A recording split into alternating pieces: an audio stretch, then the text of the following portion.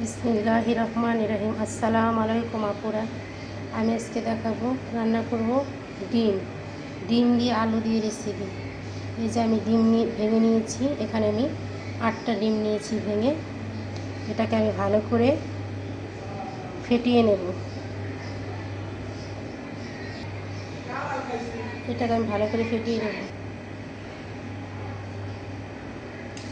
এখন আমি ডিমটা এই যে দেখেন ফাটিয়ে নিয়েছি ভালো করে। এখন আমি এই ডিমের ভিতরে শুকনো উপকরণ দেব। এখানে এই যে সামান্য হলুদ দিয়েছি,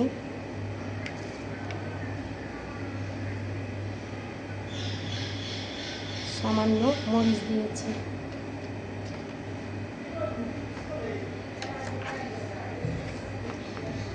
এখানে আমি সামান্য লবণ দিয়েছি,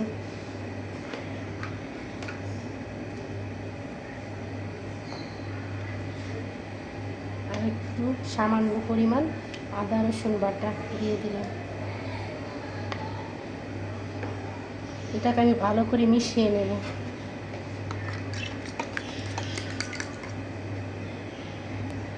দেখেন আমি ভালো করে ডিমটাকে শুকনো মশলার সাথে মিশিয়ে নিয়েছি। এটাকে আমি এখন ঢেলে সেদ্ধ করে নেব।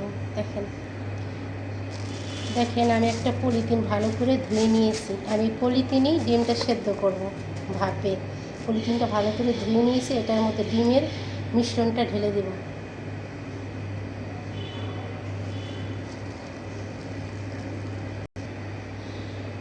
দেখেন আমি ডিমটাকে ঢেলে পলিথিনের মুখটা বেঁধে দিয়েছি। এখন এটাকে আমি পানি দিয়ে সেদ্ধ করে নেব। আর পানিটা এই যে গরম হয়ে গেছে। এখন আমি যে ডিমটা দিয়ে দেব। ডিমটা সেদ্ধ করব।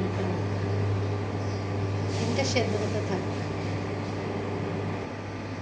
আমি যে আলুটা নিয়েছি, আলুটা আমি ছিলে খোসা ছাড়িয়ে ধুয়ে পরিষ্কার করে নিয়েছি। এটাকে আমি সেদ্ধ করে নেব। দেখেন আপনারা আমার ডিমটা ওই সাইড হয়ে গেছে। এখন আমি এই সাইডটা উল্টিয়ে দেব। দেখেন আমি ডিমে উল্টিয়ে দিচ্ছি। এই যে আমি এটাকে উল্টিয়ে দিলাম। দেখেন এই সাইড অনেক সুন্দর হয়েছে। এখন এই সাইডটা হওয়ার জন্য আমি অপেক্ষা করব। দেখেন আমার ডিমটা কত সুন্দর হয়ে গেছে, বলে কত বড় হয়ে গেছে।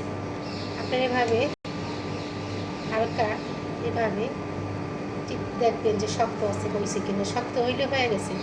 আর যদি নরম থাকে তাহলে আপনি ভিতরে কাঁচা আছে হয়নি, তা ভালো করে সেদ্ধ করে নেবেন। আমার ডিমটা হয়ে গেছে। এখন আমি এটাকে নামিয়ে দেব। দেখেন আমি এই যে ডিমটা সেদ্ধ করে নিয়েছি, এটাকে আমি কেটে নেব। আর এই যে আলুটা সেদ্ধ করে নিয়েছি, এটাকে আমি হালকা ভেঙে নেব। আর এই ডিমটা কেটে হালকা ভেজে নেব।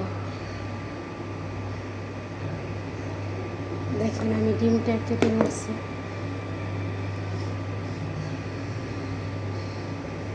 দেখেন ভিতরেরটা, এটাকে আমি ছোট ছোট করে কেটে নেব। দেখেন আপনারা আমি এখন কেটে নিচ্ছি। এটা আমি মাঝখানের অংশ আর এটা উপরের অংশ। দেখছেন কত সুন্দর হয়েছে। আপনার ইচ্ছা করলে যে পলিথিনে করে সেদ্ধ করবেন না, আপনারা কোনো হাঁড়িতে করে সেদ্ধ করবেন, সেটাও করতে পারেন আপনাদের। এখন আমি এই ডিমটা তেলে ভেজে নেব। কড়াইতে তেল দিয়ে দিচ্ছি। আমি এখন কড়াইতে তেল দিয়ে দিচ্ছি।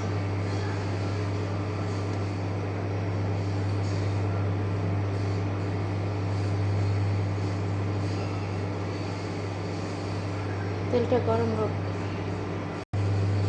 আর তেলটা গরম হয়ে গেছে। এখন আমি ডিমটা দিয়ে দেবো।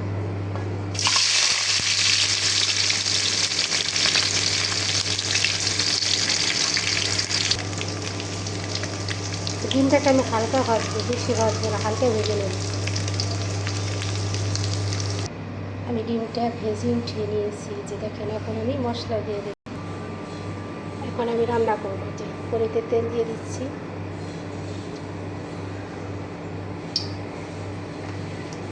পেঁয়াজ কুচি দিয়ে দিচ্ছি,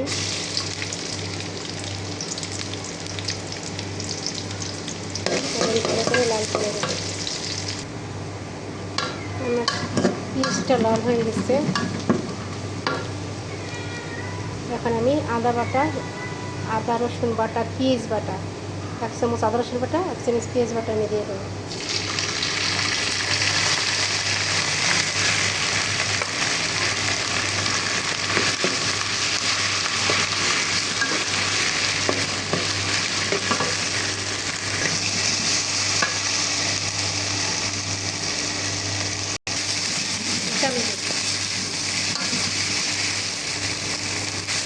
আমি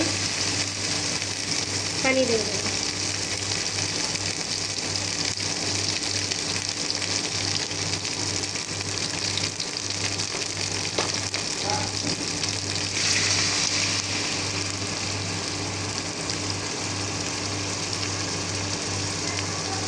এখন আমি মশলা দিয়ে দেবো।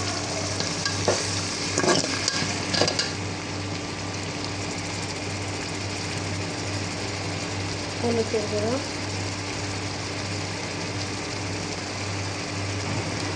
2 টেবিল চামচ,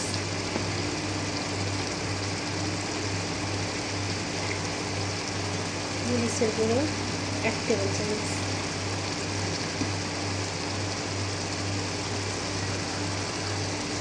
দুই টেবিল চামচ মরিচের গুঁড়ো, 2 টেবিল চামচ হলুদের গুঁড়ো দিয়ে দিচ্ছি।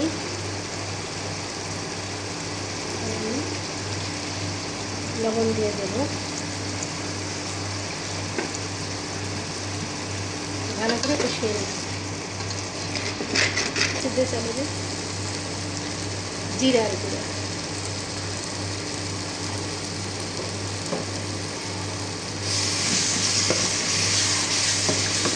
এটাকে ভালো করে কষিয়ে নেব।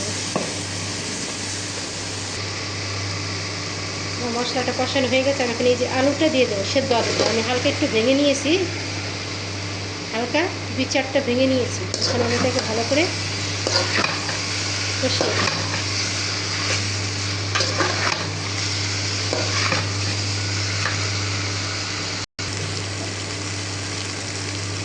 এখন আমি এখানে টমেটো দিয়ে দিয়েছি, টমেটো দিয়ে দেবো আর কাঁচামরিচ কালি।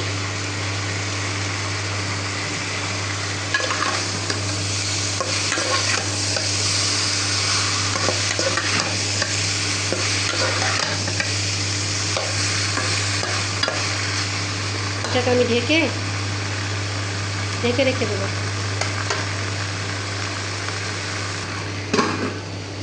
আর একটা দিকে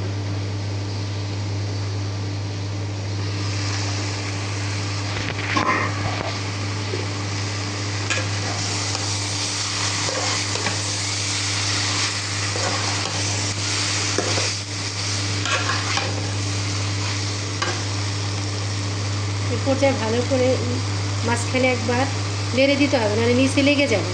এখন আমি গরম পানি দিয়ে দিচ্ছি। হয়ে গেছে আমার কষানো।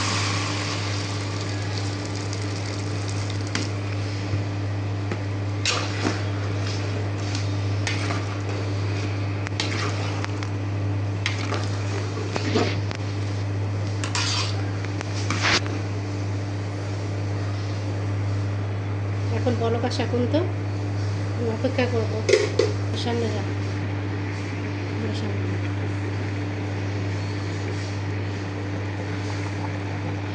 দেখেন আমার তরকারিটা বলক এসে পড়েছে।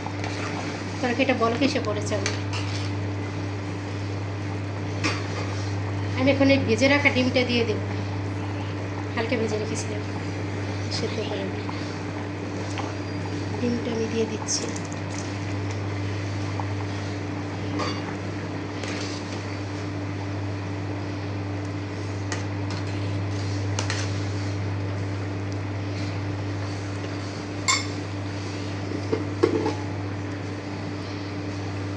ধনে পাতাটা দিয়ে দিচ্ছি।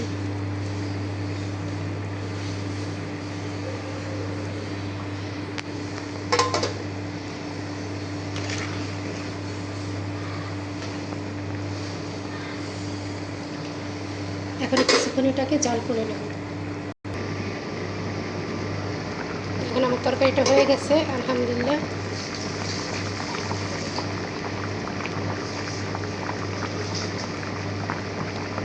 আমার তরকারিটা হয়ে গেছে। আপনারা তরকারি রেসিপিটা যদি ভালো লাগে অবশ্যই রান্না করে ট্রাই করে খেয়ে দেখবেন। অনেক স্বাদ, অনেক মজা। ডিম দিয়ে আলুর তরকারি, আলু দিয়ে ডিম। আর যদি আমার রেসিপিটা আপনাদের ভালো লেগে থাকে প্লিজ আমার পাশে থাকবেন, আমার চ্যানেলটাকে সাবস্ক্রাইব করবেন, লাইক করবেন, কমেন্ট করবেন। আল্লাহ হাফেজ। আসসালামু আলাইকুম।